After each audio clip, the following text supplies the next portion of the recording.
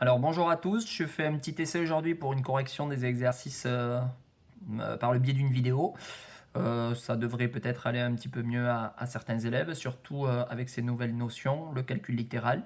Donc c'est quelque chose que les élèves de 4e ont vu l'année dernière, ont commencé à voir l'année dernière et qu'on va consolider cette année. Donc dans le premier exercice, on demandait de recopier les expressions en supprimant les signes multipliés s'ils étaient inutiles. Vous devez vous rappeler que un signe multiplié est inutile entre deux lettres ou alors entre un chiffre et une lettre. Donc par exemple pour ici 9 fois n, on peut l'écrire directement 9n. Pour ici x fois 3, on pourrait écrire x3. Sauf que x3, c'est quelque chose qui ne s'écrit pas, c'est quelque chose qu'on n'écrit pas. On met toujours là le chiffre avant la lettre, donc on écrit plutôt 3x. Ici, lorsque le signe multiplié est devant une parenthèse, on peut enlever, on l'a déjà vu cette année, ce signe multiplié. Ici, il n'est pas question de calculer, ce n'est pas ce que demande l'énoncé. Pareil ici, on peut enlever le signe multiplié devant la parenthèse, mais il n'y a pas lieu de faire aucun calcul. N fois x, on peut l'écrire nx, puisque le signe multiplié ne sert à rien entre deux lettres. Ici, 2 fois pi fois r. C'est la formule du périmètre d'un cercle. Pareil, le signe multiplié ne sert à rien. Ici, entre les parenthèses, on peut l'enlever. Alors ça se lit facteur. Hein. Lorsqu'on a deux parenthèses comme ça, on lit 3 plus 6, facteur de 7 moins 1. Ici, par contre, entre le 16 et le 3,5, on ne peut pas l'enlever. Donc on ne peut rien simplifier. Ça ne voudrait rien dire si on enlevait le signe multiplié.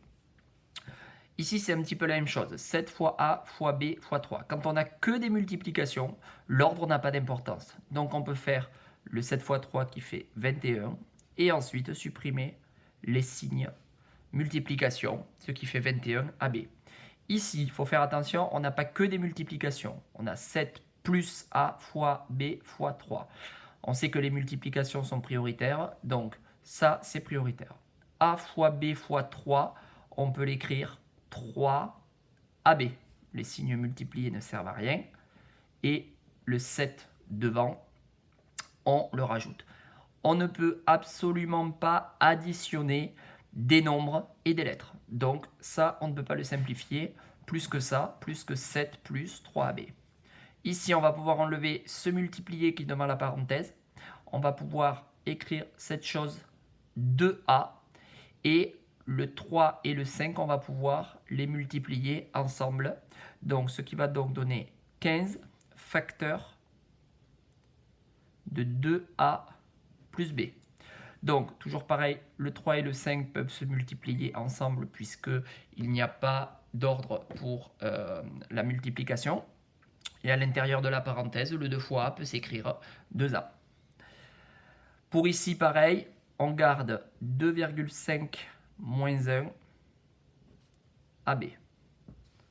Donc voilà pour ces signes multipliés qu'on peut enlever. À l'exercice 3, on demandait d'écrire à l'aide d'une expression littérale le double de x. Le double de x, en maths, c'est 2 fois x. Et avec les règles que je viens de voir, ça, je peux l'écrire 2x. Le tiers de x. À maths, le tiers de quelque chose, c'est quand on divise ce quelque chose par 3. Donc x divisé par 3, mais on sait qu'on l'écrit plutôt x sur 3, avec le trait de fraction. La somme de x est de 13. La somme à maths, c'est une addition. C'est une addition entre x et 13. Et attention, x plus 13 ne s'écrit pas 13x. X plus 13 ne peut pas se simplifier.